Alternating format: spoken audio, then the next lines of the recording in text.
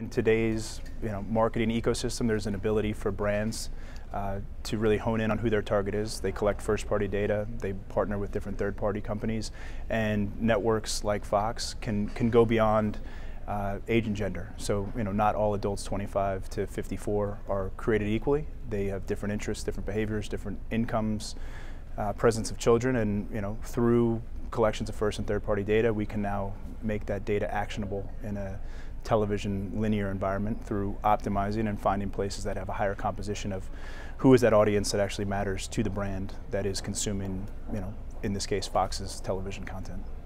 So Dan, tell us what inventory, what platforms are part of this mix. It's not really the linear programming, is it? Or no, tell us. Certainly the live linear programming is a big part of it. We are optimizing our television buys today for clients that have a desire to do so.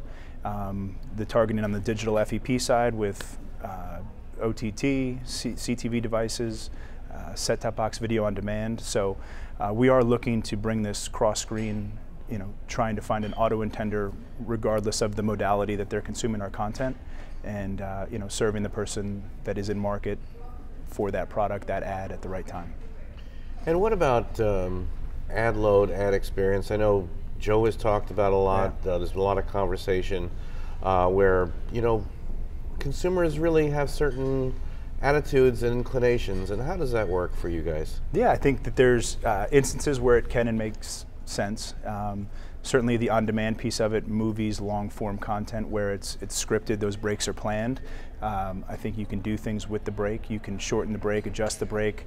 I think Hulu's approach with different flavors of subscription, so you have kind of ad-free, ad-light, or full ad.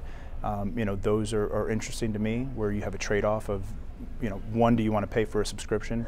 Two, do you want to share data and information on who you are so we can target you more appropriately? And I do think the holy grail, the idea, right, that you can serve the right ad to the right person with the right ad format, creates a less cluttered, more meaningful ad experience. We've all heard that. Where does it work? Where can you deploy it? I think is still, a bit of the challenge. The linear break is still kind of baked in. Sports isn't scripted. You don't know when somebody's going to score a touchdown, hit a home run. You don't know when that commercial break is going to happen. You can probably load some up to be a certain way, but I think more in the archived, on-demand digital video library today, you can get creative, do things unique and interesting, and create more value for the interruptions in a shorter capacity on those environments. And finally, the expectations of brands around connected TV and your programming. There's been a lot of developments around analytics and data around that, but it's still young. I mean, where do we stand in terms of brands being comfortable and investing their money in connected TV? Yeah, I think we're seeing it. It's continued to grow for us year after year. Not only the consumption, right? More people are consuming content on connected devices than ever. The idea of cord neverers versus cord cutters, people that grow up without a cable subscription in their home. So that sort of pendulum swing has happened. I do think that there is the call for greater transparency in reporting, proving out deduplication.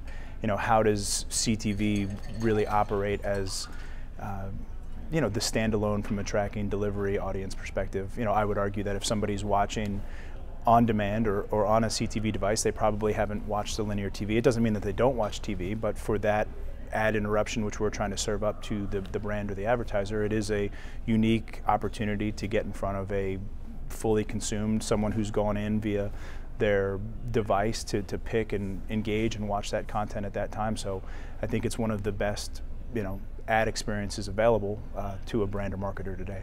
And are they comfortable with the data that they get out of that? I think they are. I think a lot of them want to do different advanced studies on attribution, performance, tracking back-end metrics, tying it back to device IDs, IP addresses, the different things that are available to them. But I think as far as the CTV environment, there is a greater level of transparency on who's watching it, what are they watching, when are they watching, and certainly the ability to tie it back to greater outcome attributed data sets as well.